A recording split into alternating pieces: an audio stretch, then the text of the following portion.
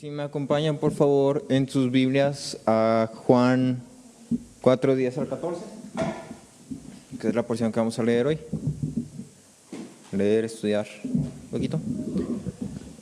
Y te digo desde una vez, el tema central que vamos a ver es justamente agua viva. No sé si recuerdas que la porción pasada que vimos abarcamos también el versículo 10, pero lo abarcamos de una forma un poquito más enfocada en la parte de atrás.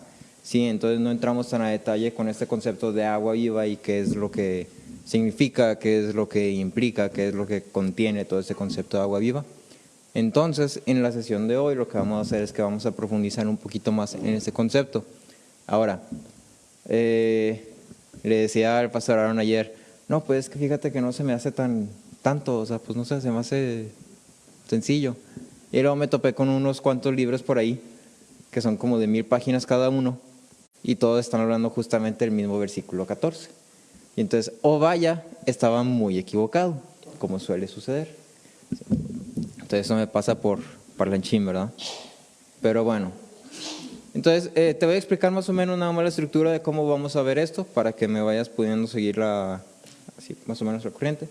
Voy a estar brincando entre todos los versículos, con el propósito de ir abarcando ciertas características o ciertas descripciones que Jesús mismo da de esta agua viva que Él mismo menciona y podemos encontrar aquí.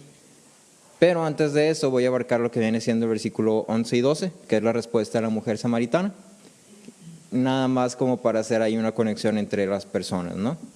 Entonces, si me acompañas a leer, Juan 4, 10 al 14, dice, Jesús le respondió, si tú conocieras el don de Dios y quién es el que te dice, dame de beber, tú le habrías pedido a él y él te hubiera dado agua viva. Ella le dijo, Señor, no tienes con qué sacarla y el pozo es hondo. ¿De dónde, pues, tienes esa agua viva? ¿Acaso eres tú mayor que nuestro padre Jacob, que nos dio el pozo del cual bebió él mismo, sus hijos y sus ganados? Jesús le respondió, todo el que beba de esta agua volverá a tener sed, pero el que beba del agua que yo le daré no tendrá sed jamás, sino que el agua que yo le daré se convertirá en él en una fuente de agua que brota para vida eterna. Permítame un poquito.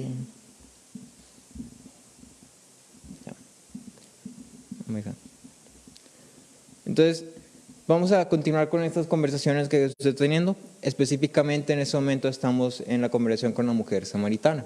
¿Sí? Te voy a pedir que conforme vayamos leyendo Juan, ahorita llevamos 2 personas, si recuerdas habíamos quedado que eran 5, si no me equivoco, 5 distintas personas con las que Jesús se iba a topar, cada uno con su trasfondo, con su contexto distinto, con su conversación distinta, pero cada una revelando fundamentos de la misma fe que todos los creyentes profesamos. Y entonces lo que te voy a pedir que hagas es que cada vez que lleguemos a una de estas personas, presta mucha atención a la persona. Si te preguntara cómo es Nicodemo, ¿cómo me responderías eso? Maestro, religioso, estudiado, maestro, la élite, autoridad moral, propio, moral, o sea, era un hombre bien portado, bien preparado, de buena fama, si lo quieres ver así. Y luego, si nos regresamos hasta acá a la mujer samaritana, ¿cómo la describirías? No. De mala reputación, una mujer simple, o sea, sin conocimiento, mándenme, común, ¿sí? Y entonces date cuenta de estas diferencias porque son importantes. ¿Sí? Hay verdades importantes en esto, no es nada más para que sepas, si es religioso, dile esto, si es una mujer con 5 esposos, dile esto. No, ¿sí? No se trata tanto de eso. Entonces, vamos a seguir con esta mujer. Y vamos a observar que su respuesta, o las palabras que usa en su respuesta, reflejan que esta mujer tiene una mente cerrada. Y cuando nos enfocamos en las palabras de Jesús, Él no se preocupa por eso y se preocupa por dar a entender esta idea de agua viva, fuente que brota para siempre, fuente de agua que brota para siempre. Entonces Jesús presenta esta representación o esta imagen del don de Dios como agua viva, y conociendo el contexto que le rodeaba, busca dar un conocimiento más profundo de este regalo de Dios a los hombres. No es nada más un objeto estático, si te das cuenta es descrito como agua viva. Y en la conversación con la mujer se presenta esta oportunidad perfecta para dar a conocer un poco más de la obra del Espíritu en la vida del creyente. Entonces, esta conversación no es una conversación que es nada más para la mujer. ¿Sí? Claro, había un propósito específico para con la mujer, pero también había un propósito específico en las palabras de Jesús. Si te das cuenta, en el transcurso de esta conversación, solamente hay una vez donde se refiere a esta mujer como tú, como que enfoca la conversación hacia ella, y es en el versículo 10, si tú conocieras el don de Dios. ¿Sí? Pero luego ya si vas al resto, siempre dice, todo el que beba, no tendrá jamás, yo le daré. ¿Sí? Ya no está cerrando la conversación a una sola persona, sino que la está extendiendo a el público. ¿Qué público? Nosotros. ¿Sí? Todos los que están leyendo la palabra.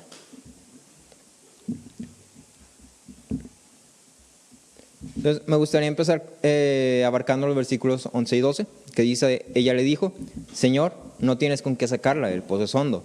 ¿De dónde vas a sacar esta agua viva? ¿Eres mayor que nuestro padre Jacob? Y quiero que veas este entendimiento sesgado. Si recuerdas, con Nicodemo pasó algo muy similar, donde Jesús le dice, ¿es necesario que nazcan de nuevo? Y la respuesta de Nicodemo fue, ¿puede un hombre entrar otra vez en el vientre de su madre y salir y ya nace de nuevo?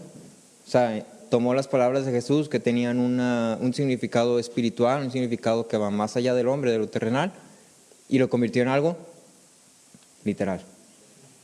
Lo tomó literal. Entonces, no es una coincidencia, no es inesperado que como con Nicodemo la mujer samaritana no haya sido capaz de comprender estas palabras de Jesús en la perspectiva espiritual en las que Jesús estaba hablando. De hecho, la mujer lo comprende igual que Nicodemo en una forma completamente literal, incluso cuestionando a Jesús por su alardeo, diciéndole, ¿que a poco tú eres mejor que el Jacob? Sí. Hay un tema prominente sobre el conocimiento limitado del hombre con respecto a las cosas de arriba. Si recuerdas, hayamos visto que Juan dice, el que de la tierra es, de la tierra habla. ¿Sí? Y habíamos visto que era necesario que el Hijo viniera para revelar las cosas de arriba. De lo contrario, los hombres que no somos de arriba, nunca sabríamos ni siquiera que existe un arriba. Si para nosotros ese conocimiento es, si no me hubieran dicho, no sé. Entonces, en ese tiempo, la idea de Cristo que hoy en día nosotros como cristianos tenemos y que el mundo tal vez pueda conceptualizar, era algo totalmente ajeno, si no era algo que existiera. No era como que tú le preguntaras, oye, ¿tú conoces a Jesús? Ya vas a empezar con tu religión, ese cristianismo y eso. No, no me interesa. Sí, Jesús, mi primo. Entonces, la idea expresada es que el hombre no tiene la capacidad de conocer cosas ajenas al hombre. Y por ello Juan dice, el que de la tierra es, de la tierra habla. Las palabras de Jesús, como lo hemos visto a través de Juan, tienen siempre un doble sentido, un doble significado, y siempre está apuntando a la realidad espiritual eterna a través del uso del lenguaje terrenal. Entonces habla del nuevo nacimiento con el propósito de reflejar que tienes que cambiar tu naturaleza totalmente. Habla de agua viva con el propósito de mostrarte que hay agua que está constantemente fluyendo. ¿Sí? La mujer, deduciendo en base a su respuesta, claramente tiene un cierto conocimiento de la historia judía. No es totalmente ignorante, vamos a decirlo. El hecho que pudiera hablar de Jacob, o sea, que reconociera esta parte de que Jacob era el patriarca de esos tiempos, y el hecho de que reconociera que había un pleito, una lucha, una discordia entre los samaritanos y los judíos, implica que había un cierto conocimiento de su tradición, de general, básico, como lo quieras llamar, pero significa que la mujer sabía algo que tanto no sabemos, pero sabía. Agustín menciona con respecto a esta agua que sale del manantial, si te das cuenta, responde, no tienes con qué sacarla y el pozo es hondo. ¿Dónde pues vas a sacarla? Y sobre esto Agustín comenta, el agua que sale de un manantial es lo que comúnmente se llama agua viva. El agua recogida de la lluvia en charcos y cisternas no se considera agua viva. puede haber fluido originalmente de una fuente, pero si se acumula en algún lugar y se deja de pie sin ninguna conexión con su fuente, separada, por decirlo, del canal de la fuente, no se llama agua viva. El agua se designa como viva cuando se toma a medida que fluye. Este es el tipo de agua que estaba en esa fuente. Entonces, para entenderlo así como de forma literal, el agua viva es agua que está fluyendo, que se está moviendo, que está cayendo, que está regresando a su fuente original o que tiene conexión con su fuente original. En cambio, el agua vamos a llamarle estancada, es como te podrás imaginar, agua que está estática. ¿Sí? Hay un pozo, está lleno de agua, sacas el agua, baja el nivel del agua y ya. ¿Sí? No cambia el agua, no se hace nueva. De hecho, si se queda mucho tiempo empieza a salir bacterias, empiezan a salir hongos, empieza a oler feo, empieza a hacerse fea. ¿Sí? Esa es agua estancada. Y entonces esta respuesta de Jesús, que hace mención del agua viva, viene con algunas descripciones de esta agua viva que están como ahí esparcidas en esta porción. Y vamos a enfocarnos en 5 de ellas.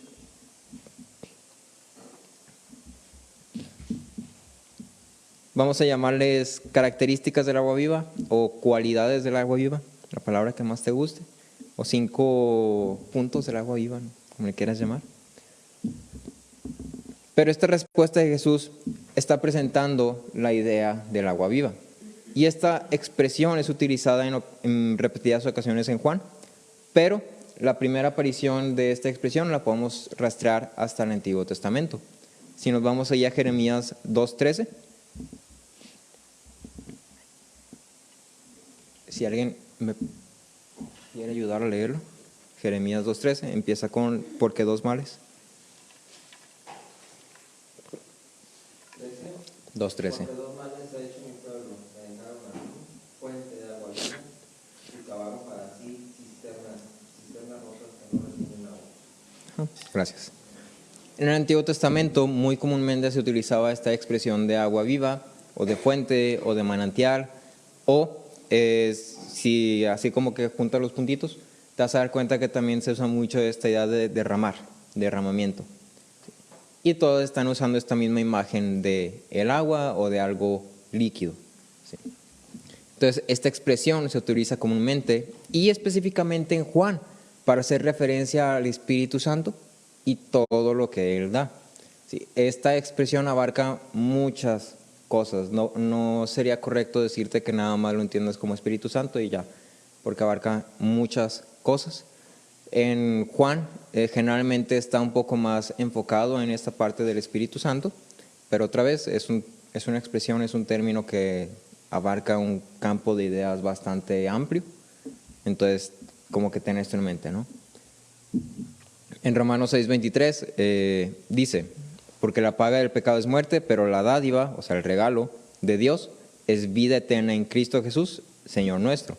Entonces tienes también otra forma de entenderlo, ¿no?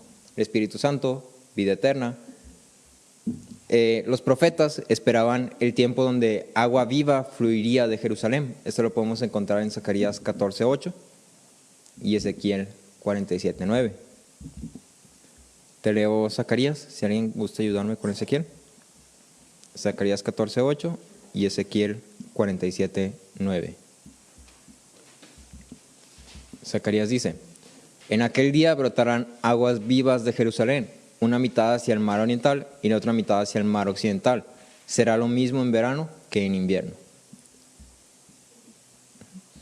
Y sucederá que donde quiera que pase el río, todo se alimente que en ese muere vivirá, y habrá muchísimos peces, porque estas aguas van allá, y las otras son purificadas. Así vivirá todo por donde pase el río. Entonces, si te das cuenta, aquí esta imagen de agua viva es expresada como un río. ¿Sí? Es como algo que tiene agua y que está constantemente moviéndose. Entonces, esta metáfora, esta idea, esta expresión, ese término, está hablando del conocimiento de Dios, su gracia, su vida, la vida misma, el poder del Espíritu Santo y otros tantos más conceptos e ideas que abarca. Pero todos estos temas se presentan cuando Juan usa la expresión agua viva. ¿sí? Entonces te digo, es una expresión que tiene una gama de conceptos o de ideas muy amplia. Esta agua viva de la que Jesús está hablando es un tema en el que podemos profundizar y profundizar durante horas y horas y horas y horas. Pero me gustaría en lo personal enfocarlo justamente en lo que podemos encontrar en el pasaje un poquito más explícitamente, que es donde Jesús justamente como que hace el enfoque, ¿no? Entonces vamos a ver 5 características de esta agua viva de las que habla Jesús. Y el primero de ellos es su origen. Son 5 características de las que habla Jesús de esta agua viva. El primero de ellos es su origen. El origen de esta agua viva está repetido de forma indirecta, si lo quieres ver así, 3 veces en este pasaje. Podemos encontrar en el versículo 10, cuando dice este don de Dios, y en el versículo 14, 2 veces, cuando dice esta agua que yo le daré. Esta agua viva de la que Jesús habla proviene de ningún otro lugar más que de Dios mismo.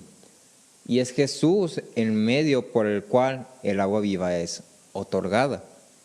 Entonces, el origen del agua viva es Dios mismo. Jesús es el medio por el cual esta agua viva es otorgada, ¿sí? Siendo congruentes con todo el resto de la obra trinitaria. Entonces, esta vida nos llega a través de Jesucristo. Él es el medio de la vida. Esta vida viene a nosotros del Espíritu Santo y es un resultado de la gracia del Espíritu Santo que mora en nosotros. ¿Sí? Entonces, recuerda, Dios hace todas las cosas en el Hijo por medio del Espíritu Santo. ¿Sí? Esta misma fórmula sigue funcionando igual aquí y lo puedes ver explícitamente.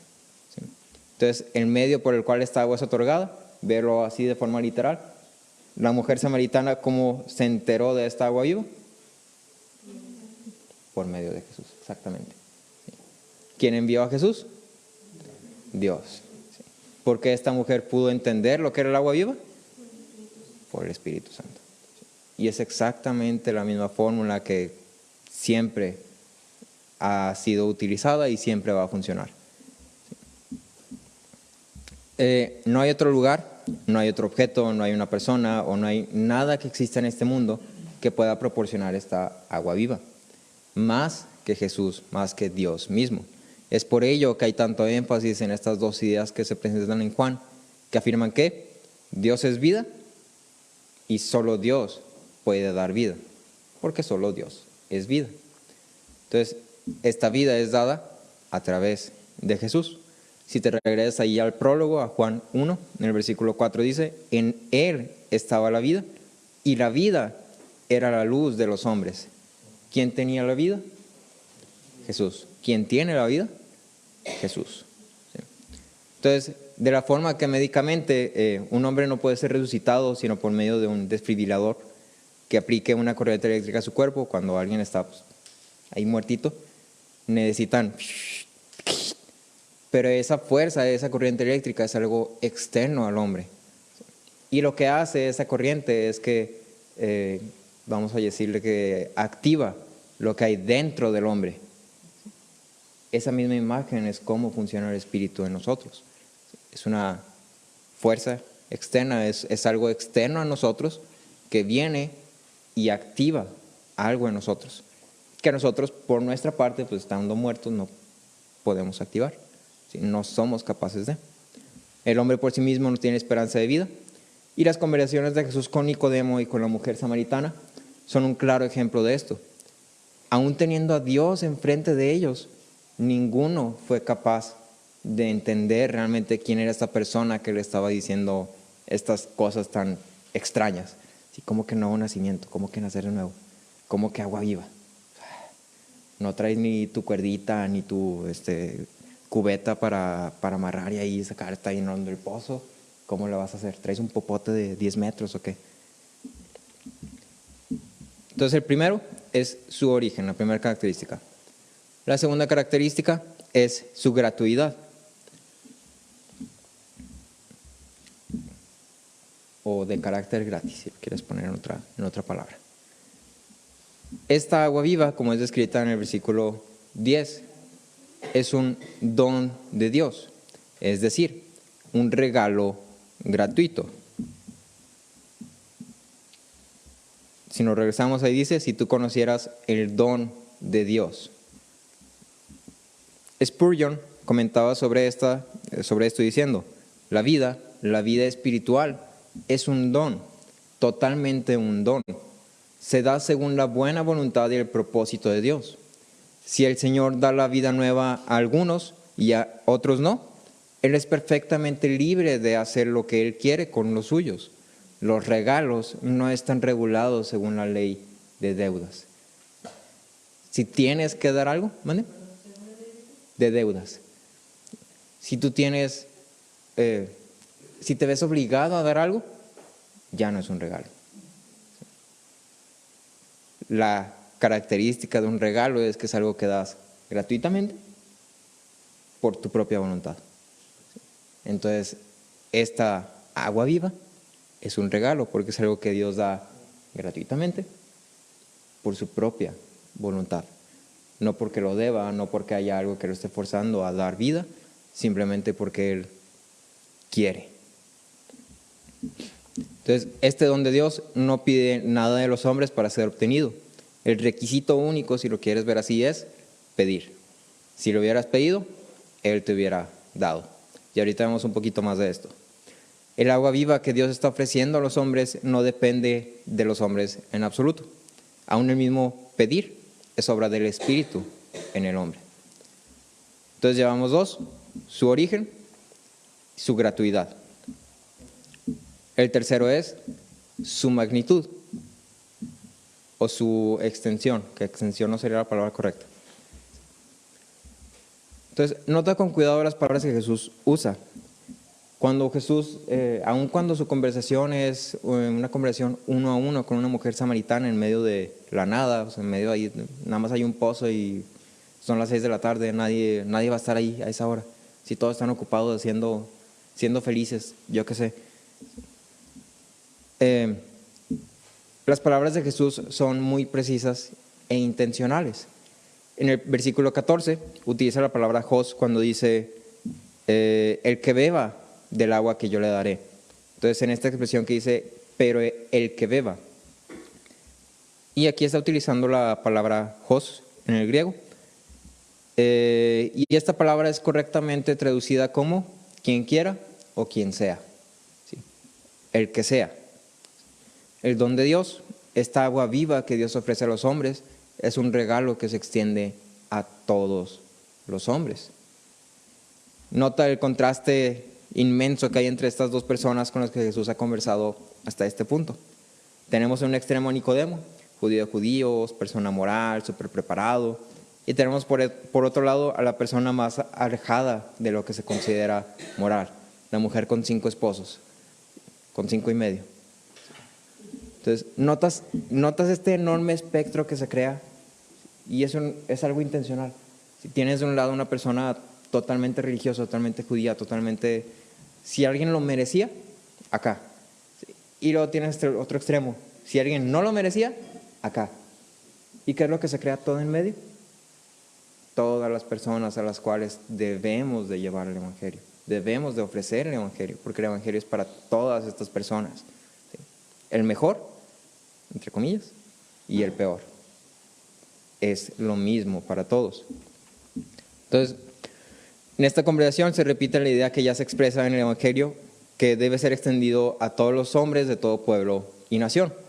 El uso de expresiones como sed y hambre vincula las palabras de Jesús con varias promesas del Antiguo Testamento. Particularmente puedes encontrar en Isaías 55, 1 al 5, demostrando el comienzo de la expansión del Evangelio, comenzando con una mujer samaritana, un grupo de judíos marginados.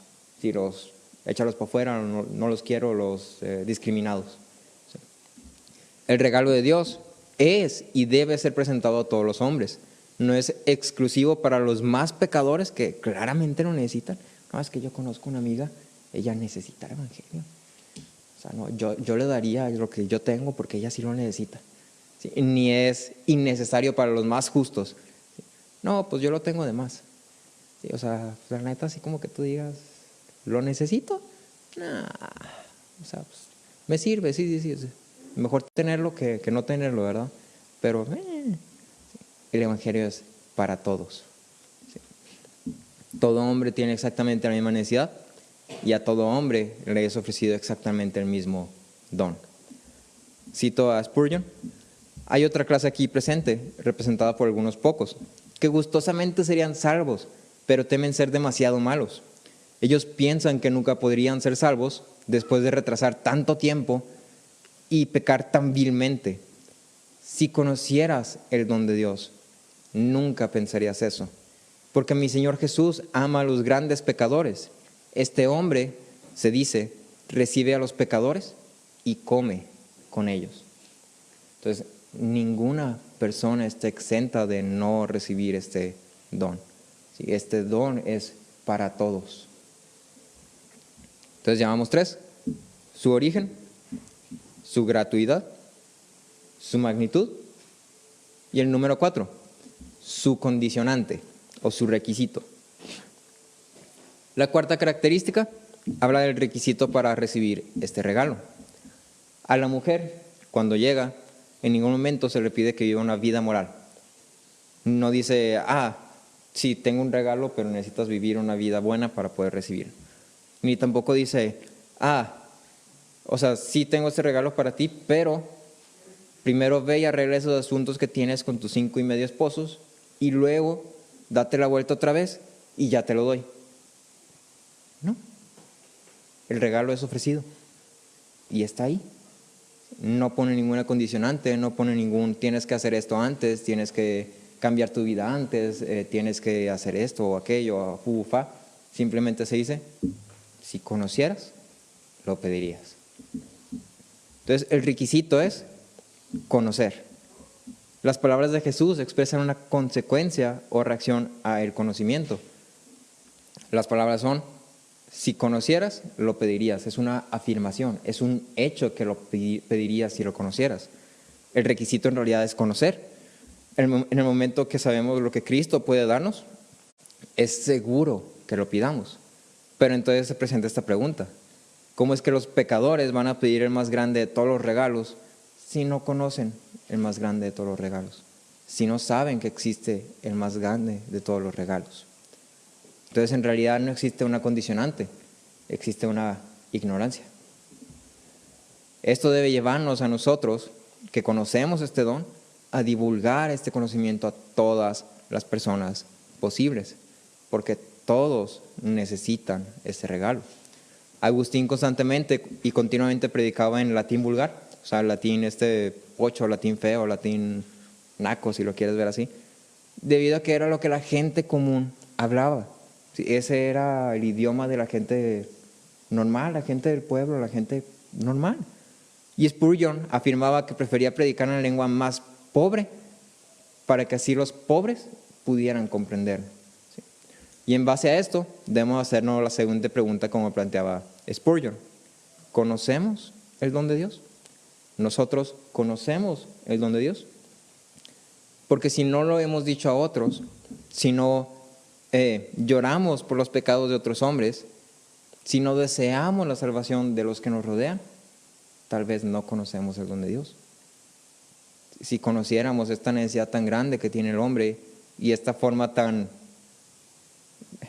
gratuita de satisfacer esa necesidad, lo natural es decir, todos lo necesitan, todos pudieran tenerlo, yo puedo darles a conocer. Entonces llevamos 4: su origen, gratuidad,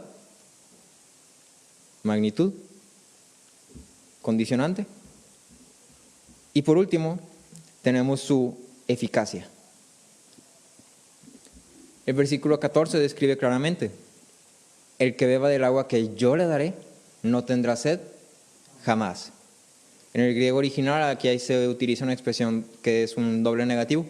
El doble negativo nosotros en el español lo entenderíamos como que se hace al revés, ¿no? Pero en el griego el doble negativo básicamente está diciendo, es como un no, o sea, en serio no. ¿sí? Está como afirmando y reafirmando lo que está diciendo. Entonces dice en el griego, no tendrás sed, nunca no tendrás sed jamás. ¿Sí? Esta agua viva que Dios da no es un regalo que provoca un sentimiento bonito durante un tiempo, como algunos pueden equivocadamente pensar. Poco a poco va perdiendo su valor, también es algo que poco a poco que podemos pensar. No es algo que olvidamos después de un tiempo y luego lo dejamos en un estante ahí juntando polvo durante semanas y semanas. No es un regalo de ese tipo. No sé si les ha pasado que alguien les regala algo, un llaverito, una cajita, no sé, un chocolate, y lo metes al refri o lo dejas ahí o dices, sí está bonito, no sé dónde ponerlo, lo voy a dejar aquí, en lo que se me ocurre dónde poner. Y como a los 3 meses, de repente estás limpiando y te topas con él. Ay, se me olvidó que tenía esto. Este regalo no es así. Este regalo no es algo que puedas olvidar. No es algo que vayas a dejar ahí nada más colgando o viéndose bonito. Es descrito como agua viva, como una fuente de agua que brota. El verbo que se utiliza aquí para decir agua que brota es halumenou y se utiliza para hablar de movimiento rápido, como saltar, por parte de los seres vivos. Y este es el único caso de su aplicación en el agua. En la Septuaginta se usa para describir el Espíritu de Dios cuando cae sobre Sansón y sobre Saúl. Cuando vamos a Joel, vemos que este regalo de Dios no es algo estático, sino que comprende una reacción. Si me acompañas ahí a Joel 2, 28 y 29.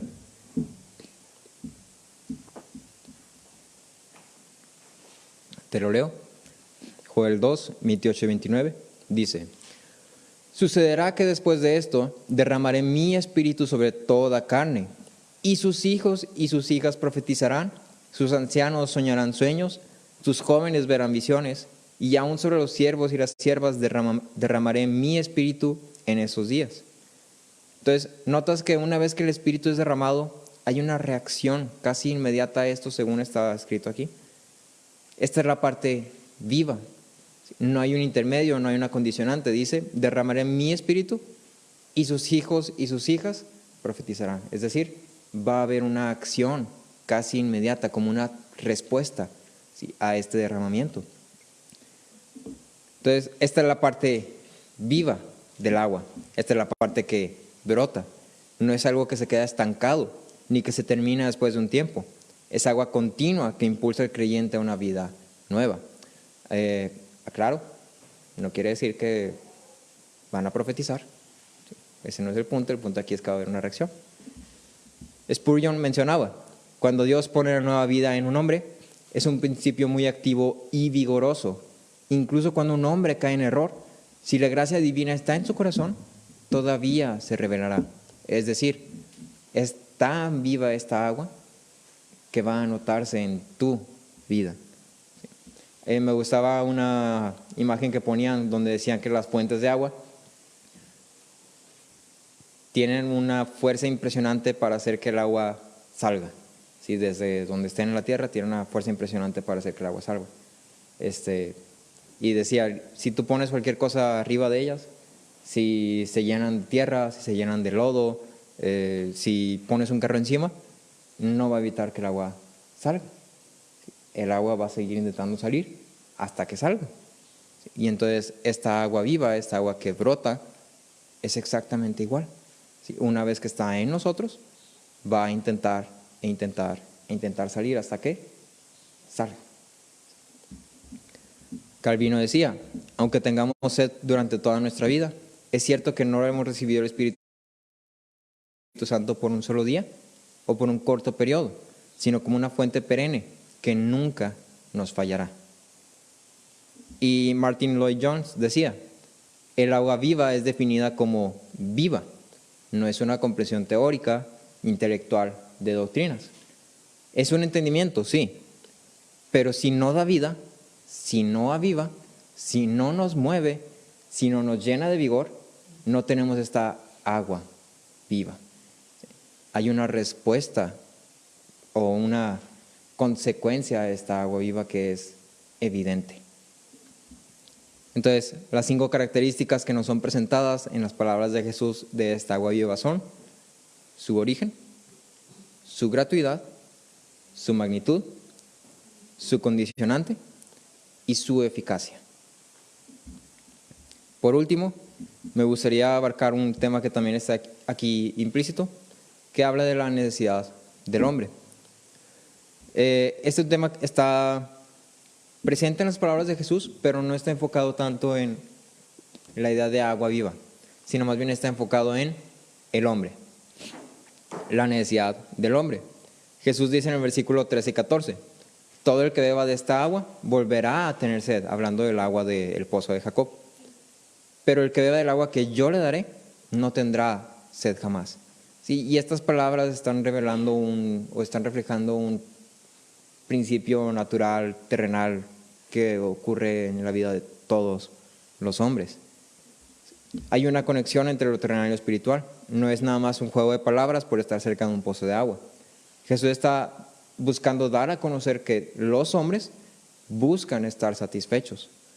Es por eso que la mujer samaritana viajó desde lejos a tales horas del día por agua, porque tenía sed o porque iba a tener sed e iba a tener que satisfacer su sed. Sobre esto Jesús dice, esta agua solamente va a satisfacer tu sed momentáneamente, temporalmente. Es decir, lo terrenal solamente puede satisfacer temporalmente. Todos los hombres tenemos una misma necesidad. La humanidad es consciente de muchas necesidades y aún así no conoce la necesidad fundamental y real. La necesidad esencial que tenemos por encima de todo es entender quién es Jesús. Y el problema de la mujer samaritana era este. Ella era muy consciente de muchos problemas que tenía, pero no conocía su verdadera necesidad. Sí, ella todavía estaba casada con ese entendimiento literal de vengo por agua, échame mi garrafón de 20 litros para ya irme. Si no lo tienes, no me estés haciendo perder el tiempo. Hay una necesidad central y definitiva del alma. Y hasta que no sepamos esta necesidad, no vamos a llegar a un entendimiento de la gran oferta que nos hace el Evangelio. Y el punto que Jesús hace es este. Todo el que beba de esta agua volverá a tener sed. Nunca vamos a conocer la fuente de agua viva hasta que comprendamos perfectamente la insuficiencia del resto del mundo. Todas esas cosas solamente nos dan una satisfacción temporal. Los deleites del mundo dan satisfacción inmediata, pero ahí se queda. Durante esos 5 minutos tengo sed, tomo agua, ya no tengo sed. Y ahí se queda. Después vas a tener sed otra vez. Tengo hambre, como, ya no tengo hambre. En 10 minutos ya tengo hambre otra vez. Y aquí está el problema de la vida. Y está representado en muchas imágenes de la Biblia misma. Y una de esas imágenes que leía también en el libro de este señor Martin Lloyd-Jones era la imagen que ponía de Jacob. Si me acompañas ahí en tu Biblia a Génesis 32, 24. Entonces, el caso de Jacob, esta es la noche donde Jacob se queda solo y está buscando, o bueno, va a encontrarse con su hermano Esaú, al que le hizo ahí una mala jugada. Y entonces había empezado a mandar todas sus cosas, ¿no? Así como de poquito en poquito, como para ir aliviando la ira de Esaú, así como diciendo, no, mira, es que ahí te mando mis vacas, no, ahí te mando mis ovejas, no, ahí te mando mis hijos, no, ahí te mando mi esposa, cocina bien chido, pídele que te haga un mole, y ya para que llegue yo y estés de buen humor. ¿Sí? Y Génesis 32, 24 tiene una declaración muy impactante. Dice, y Jacob se quedó solo. Dejó todas sus cosas, todo lo que tenía lo mandó y se quedó solo. No tenía nada ni nadie más. Entonces, esta declaración muestra explícitamente la cualidad temporal o pasajera de las cosas terrenales. Teniéndolo todo Jacob, en el momento que ese todo suyo es removido, Jacob se queda solo. Y a su vez, vemos también la naturaleza del hombre reflejada. Martin Lloyd Jones argumentaba, el hombre es más grande que el universo, es más grande que las montañas, es más grande que los mares, es más grande que todo lo que la creación puede producir. Está hecho a la imagen y semejanza de Dios, está hecho para Dios. Por lo tanto, es demasiado grande para el mundo y el mundo no puede satisfacerlo. Somos tan grandes que todo lo que el mundo nos puede ofrecer nunca puede finalmente satisfacernos. La misma naturaleza del hombre hecho a la imagen y semejanza de Dios hace esto inevitable. El simple hecho de que fuimos creados con un propósito y que fuimos creados a la imagen y semejanza de Dios, por consecuencia, implica que nunca vamos a encontrar satisfacción en lo que el mundo pueda ofrecernos. Esta necesidad tan grande que tenemos no es un error, no es un accidente. Es nuestra naturaleza como seres creados para glorificar a Dios. Y cuando no estamos cumpliendo este propósito, estamos insatisfechos. Me gustaría terminar con esta cita de Agustín, que dice, tú no has hecho para ti, y nuestros corazones están sin descanso hasta que encuentren descanso en ti. ¿Sí? Como hombres, es imposible que encontremos satisfacción, porque la única forma en la que podemos estar satisfechos es estando en Dios. Nuestra misma naturaleza, lo que somos literalmente nos obliga a encontrar satisfacción solamente en Dios. Y nada de lo que hay en la tierra puede satisfacernos. Tú puedes ver muchos hombres que tal vez se ven bien, que tal vez se ven satisfechos con su vida, pero lo que pasa es que pasan de una cosa a otra cosa, a otra cosa, a otra cosa. Están en constante movimiento, brincando de actividad en actividad, de logro en logro, de hago esto, ahora hago esto, de persona en persona, de relación en relación, porque no están satisfechos, no se pueden estar quietos.